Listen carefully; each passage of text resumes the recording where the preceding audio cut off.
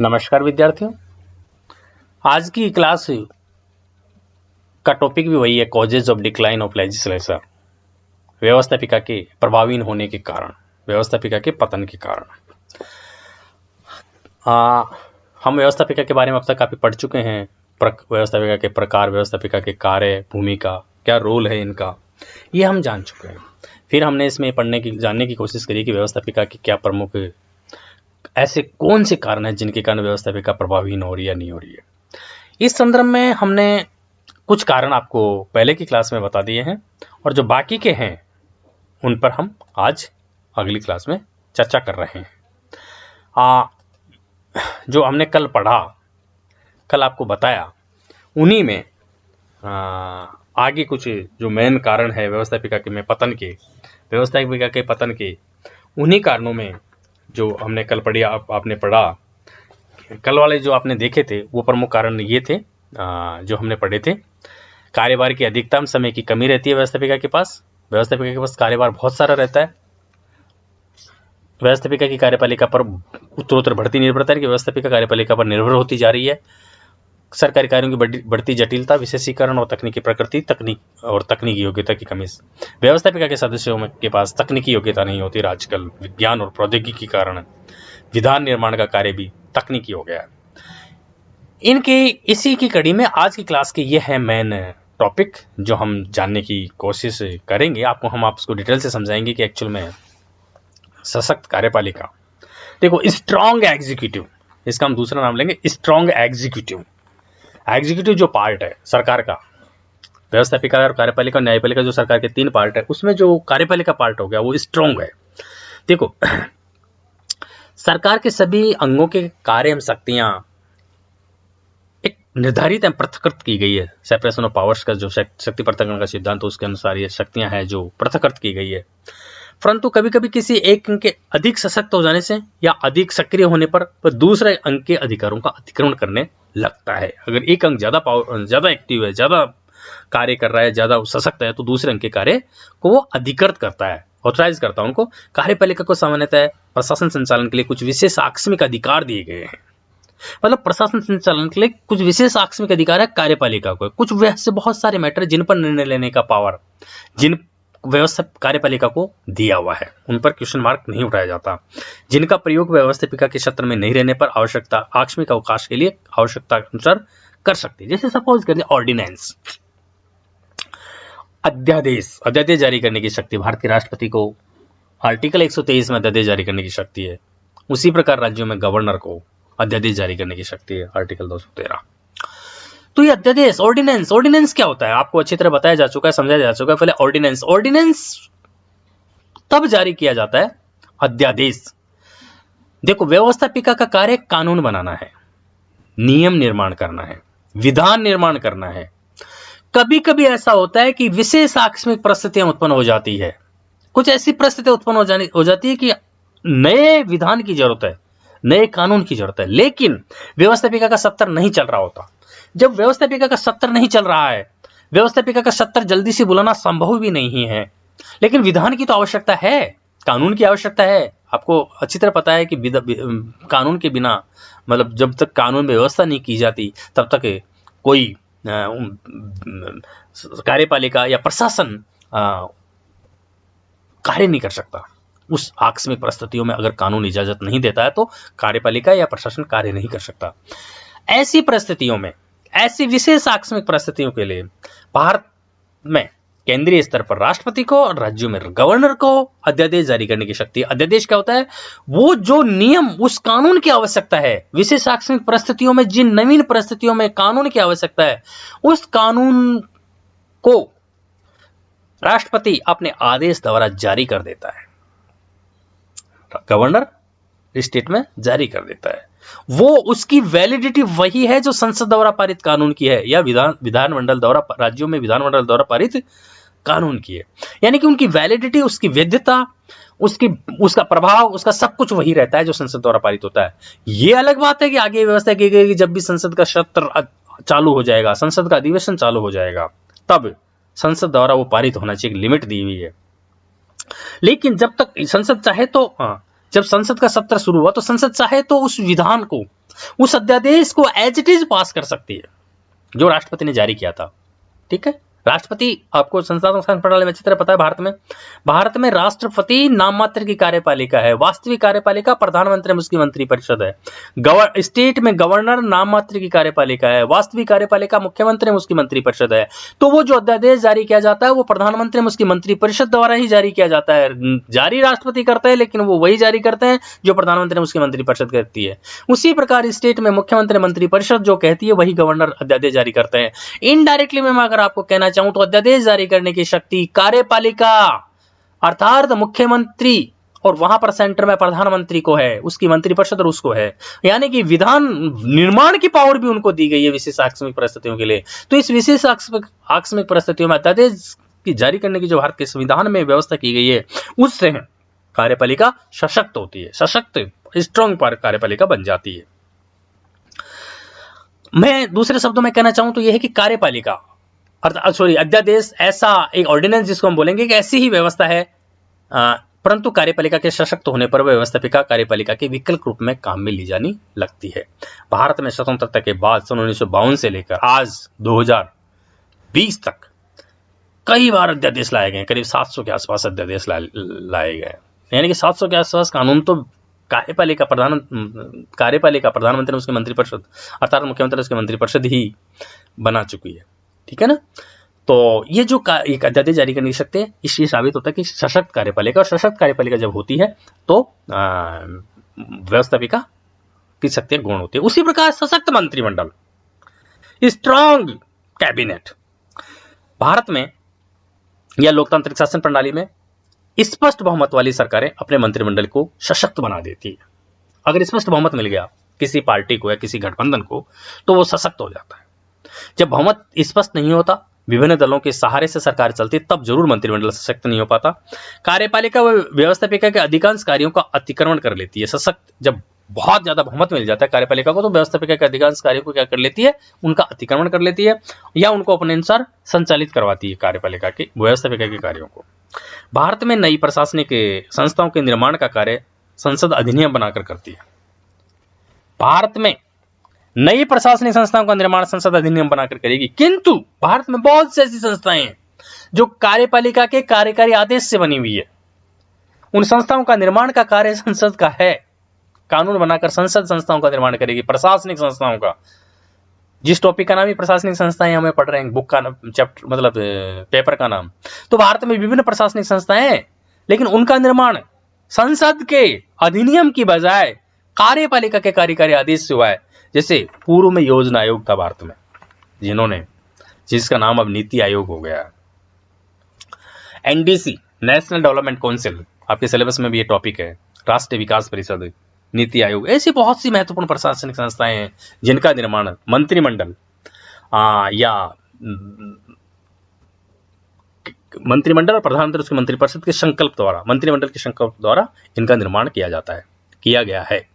इस प्रकार मंत्रिमंडल व्यवस्थापिका के कार्य संपादित कर व्यवस्थापिका का पतन कर रहा है। मंत्रिमंडल व्यवस्थापिका का कार्य कर रहा है, अध्यादेश वाला सशक्त कार्यपालिका, और मंत्रिमंडल विभिन्न कार्यकारी आदेश से विभिन्न प्रशासनिक संस्थाओं का निर्माण कर रहा है। अगला जो है वो है प्रत्यायोजित विधान की व्यवस्था। ये भी आपको कई बार कई डिटेल से बताया जा चुका है। प्रत्यायोजित विधान की व्यवस्था, डेलीगेटेड लेजिस्लेशन की व्यवस्था, डेलीगेटेड लेजिस्लेशन, प्रत्यायोजित विधान की व्यवस्था।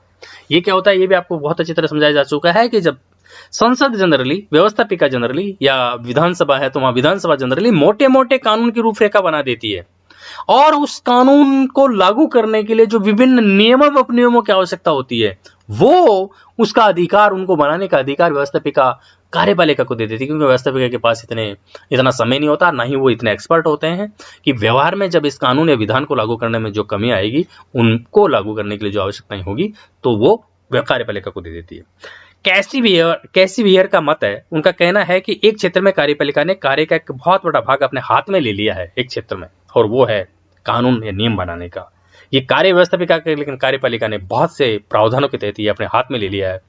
प्रदत्त व्यवस्थापन की इस शक्ति के अंतर्गत, डेलीगेटेड लेजिस्लेशन जिसको इंग्लिश में बोलते हैं, इस शक्ति के अंतर्गत कार्यपालिका अपने जो कार्य है, कानून को क्रियान्वित करने का, उसके साथ साथ व्यवस्थापन का कार्य भी कर रही है। व्यवस्थापिका अपने कानून बनाने के मूल दायित्वों को कार्यपालिका पर छोड़ती जा रही है। ठीक है, व्यवस्थापन कार्य की पेचीदगी, व्यवस्थापन कार्य की पेचीदगी यानी कि कानून बनाने के कार्य की पेचीदगी, व्यवस्थापन कार्य का बढ़ता हुआ भार और संकटपूर्ण स्थितियों की आकस्मिकता और कार्यपालिका को नौकरशाही के रूप में विशेषज्ञ की उपलब्ध सतत सहायता आदि ऐसे कारण हैं जिन्होंने व्यवस्थापिकाओं को अपनी विधि निर्माण की शक्ति कार्यपालिका पर छोड़ जाने की दिशा में प्रेरित किया है। बहुत से ऐसे कारण हैं जिनके कारण व्यवस्थापिका ने ये कानून निर्माण की जो शक्ति कार्यपालिका पर छोड़ दिया। क्या मेन कारण है? व्यवस्थापन कार्य की पेचीदगी, बहुत पेचीदा है व्यवस्थापन करना, कानून बनाना। व्यवस्थापन कार्य का बढ़ता हुआ भार, बहुत भार बढ़ रहा है, समय की कमी रहती है। दूसरा, संकटपूर्ण स्थितियों की आकस्मिकता, बहुत संकटपूर्ण स्थितियां आएगी तो तुरंत व्यवस्थापन किया जाना व्यवस्थापिका के द्वारा संभव नहीं है, तो वो पावर भी उन्होंने कार्यपालिका को दे दिया कि परिस्थितियों के अनुसार आप इनमें अपना अनुसार नियम निर्माण कर ले। कार्यपालिका को तो क्या नौकरशाही की विशेषज्ञता की भी उपलब्ध रहती है, ब्यूरोक्रेसी, प्रशासन की विशेषज्ञता जो स्पेशलाइजेशन होता है वो कार्यपालिका को मिल जाता है। इस कारण विभिन्न परिस्थितियों ने प्रत्यायोजित विधान की जो व्यवस्था करी है उसके कारण कार्यपालिका पर कानून निर्माण का भार भी आ गया है और व्यवस्थापन का ये भार कम हो गया है। आजकल व्यवस्थापिकाएं प्रस्तावित कानून में मोटे मोटे प्रावधानों को स्पष्ट कर देती है। किसी व्यवस्थापन में मोटे मोटे प्रावधान स्पष्ट कर देगी व्यवस्थापिका और उस कानून को लागू करने के लिए आवश्यक नियम तथा उपनियम बनाने की शक्ति कार्यपालिका पर छोड़ देती है। इसे ही प्रदत्त व्यवस्थापन कहते हैं।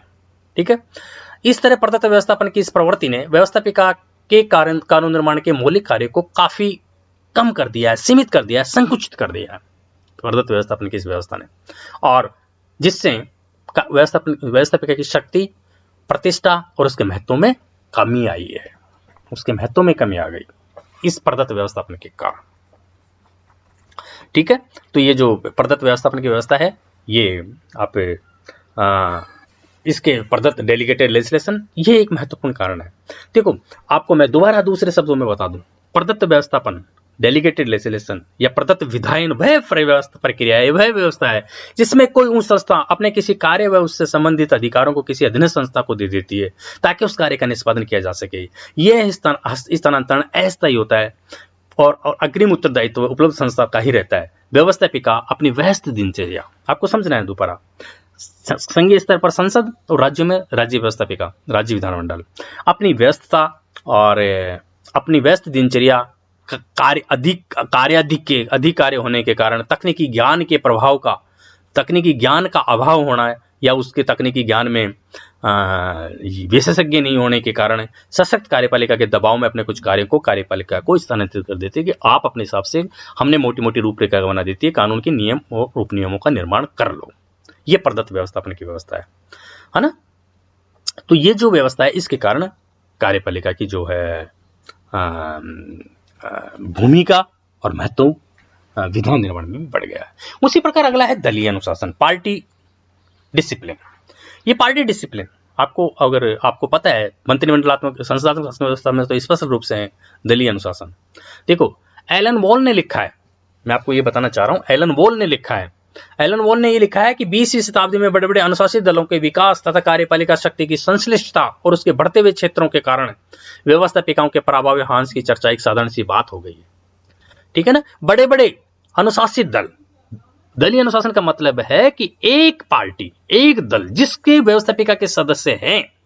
देखो, भारत में संसदीय शासन प्रणाली में आपको अच्छी तरह पता है कि मंत्रिमंडल और प्रधानमंत्री एवं मंत्री परिषद के सदस्य व्यवस्थापिका के भी सदस्य होते हैं और वो कार्यपालिका के भी सदस्य होते हैं। कार्यपालिका के सदस्य होने के कारण वो लोग कानून निर्माण या प्रशासनिक जो प्रस्ताव लाते हैं, बजट लाते हैं, उनको व्यवस्थापिका में प्रस्तुत करते हैं। अब जिस पार्टी के उनके सदस्य व्यवस्थापिका में होते हैं, उनसे वो अपेक्षा करते हैं कि वो उनकी हर नीति, हर कार्यक्रम और हर बात को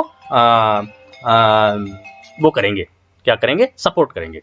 उनकी इस बात के कारण, उनकी इस दलीय व्यवस्था के कारण व्यवस्थापिका जो है वो व्यवस्थापिका में दलीय पार्टियां जो है उनका जो रोल है वो जनरली दलीय अनुशासन में पार्टी में बढ़ जाता है। मुख्य सचेतक बने हुए होते हैं, तो सचेतक जो लोग होते हैं व्हीप जारी करते हैं और अपने सदस्यों से ये उम्मीद करते हैं कि वो सदस्य सरकार के जो भी वो बने हुए हैं उनको सपोर्ट करेंगे। तो ये जो व्यवस्थापिका, ये जो शक्ति है ये पार्टियों की, इसी कारण सरकार का कोई प्रस्ताव या कोई विचार चाहे गलत आया हो, चाहे सही नहीं आया हो, चाहे कुछ भी आया हो, लेकिन पार्टी अनुशासन में बंधे रहने के कारण उस पार्टी के सदस्य व्यवस्थापिका में होते हैं, वो उसको सपोर्ट करते रहते हैं। ठीक है, सही अर्थों में व्यवस्थापिका की शक्तियों को कार्यपालिका ने राजनीतिक दलों के माध्यम से छीन लिया है, राजनीतिक दलों के माध्यम से, क्योंकि दलीय अनुशासन से बंधे हुए होते हैं। अपनी पार्टी की सरकार अगर गलत भी कर रही है, उनको लगता है कि हमारी पार्टी की सरकार गलत भी कर रही है, तो उसको सपोर्ट करते हो। ठीक है, संसदीय प्रजातंत्रों में एक ही दल व्यवस्थापिका और कार्यपालिका में प्रभुत्व की स्थिति में होता है, दोनों जगह एक ही दल होता है। जिस दल का व्यवस्थापिका में बहुमत है उसी दल की कार्यपालिका होती है। भारत जैसे देश में तो यदा कदा प्रधानमंत्री न केवल सरकार के वास्तविक अध्यक्ष होते हैं, भारत जैसे देश में तो यदा कदा प्रधानमंत्री न केवल सरकार के वास्तविक अध्यक्ष होते हैं, बल्कि कभी कभी वे उस राजनीतिक दल के औपचारिक अध्यक्ष भी होते हैं जिसका व्यवस्थापिका में बहुमत है। न केवल वो राजनीतिक दल, मतलब वो व्यवस्थापिक उस राजनीतिक पार्टी के, उस पॉलिटिकल पार्टी के जिसकी सरकार है, उसके प्रेसिडेंट भी होते हैं। बहुत बार ऐसा हुआ है कि राष्ट्रीय दल के जो अध्यक्ष है वही प्रधानमंत्री बने। तो वो अपने दल के सदस्यों को, देखो क्या होता है कि व्यवस्थापिका के सदस्यों को चुनाव भी लड़ना होता है। अगर वो उस पार्टी के खिलाफ जाके, सरकार अगर गलत करे और पार्टी के खिलाफ जाके मतदान करेंगे या उसकी आलोचना करेंगे, तो उसको अगले चुनाव में टिकट नहीं देंगे। ये दलीय अनुशासन है। दल के जो नीचे, जिस पार्टी की जो विचारधारा है या जो नीति है या जो वो कार्यक्रम कर रहे हैं, सदस्यों को उनको सपोर्ट करना ही करना है, चाहे वो अंतरात्मा से समझते हो कि ये जनता के हित में ये काम नहीं हो रहा है या इससे ज्यादा जनहित नहीं होगा। लेकिन पार्टी विचारधारा से बंधे होने के कारण, दलीय पार्टी अनुशासन से बंधने के कारण वो उसको सपोर्ट करते हैं। अगर वो पार्टी के खिलाफ जाएंगे तो उनके खिलाफ अनुशासनात्मक कार्रवाई हो जाएगी, और अनुशासनात्मक कार्रवाई में उनको पार्टी से निष्कासित किया जाना, उनकी सदस्यता चले जाना, कई प्रकार की कार्रवाई होती है। ठीक है, एक इस दलीय समर्थन के कारण कार्यपालिका व्यवस्थापिका से सब कुछ करा लेती है। जो भी हो उसको विश्वास होता है कि व्यवस्थापिका में हमारे ही सदस्य हैं, वो सब चीज प्रस्ताव पारित करा लेते हैं। ऐसे देशों में कार्यपालिका दलीय समर्थन के आधार पर व्यवस्थापिका की सारी शक्तियों का प्रयोग नहीं करती, वरन उसके नियंत्रणों से भी मुक्त हो जाती है। कार्यपालिका न केवल उस व्यवस्थापिका की शक्तियों का प्रयोग करती है, वरन न केवल व्यवस्थापिका की शक्तियों का प्रयोग करती है, बल्कि व्यवस्थापिका के नियंत्रण से भी मुक्त हो जाती है। अतः इस बात से इनकार नहीं किया जा सकता कि इस दलीय अनुशासन की व्यवस्था के कारण व्यवस्थापिकाएं कार्यपालिकाओं के हाथों की कठपुतली मात्र बनकर रह गई है। प्रोफेसर अशोक शर्मा अपने बुक में लिखते हैं कि इस बात से, इस दलीय पार्टी अनुशासन के कारण एक बहुत बड़ा फैक्टर है, व्यवस्थापिकाएं कार्यपालिका के हाथों की कठपुतली बन गई है। जैसे कार्यपालिका चाह रही है व्यवस्थापिका वैसे ही करती है, पार्टी अनुशासन में वो बंधे हुए हैं। तो ये दलीय अनुशासन वाला जो फैक्टर है वो व्यवस्थापिका की शक्तियों के हांस में एक बहुत बड़ा कारण है, एक बहुत बड़ा क्या बोलेंगे इसको हम, रीजन है, जिसके कारण कार्यपालिका जो है वो शक्तिशाली होती जा रही है और व्यवस्थापिका कमजोर होती जा रही है। ये वो प्रमुख कारण है जिनके कारण कार्यपालिका की भूमिका बढ़ती जा रही है और व्यवस्थापिका की भूमिका हम कह सकते गौण होती जा रही है। लेकिन कारणों के अतिरिक्त और भी बहुत से कारण हैं जो अगली क्लास में हम पढ़ेंगे। कोशिश करेंगे अगली क्लास में हम इन सारे कारणों को स्पष्ट कर दें, खत्म कर दें।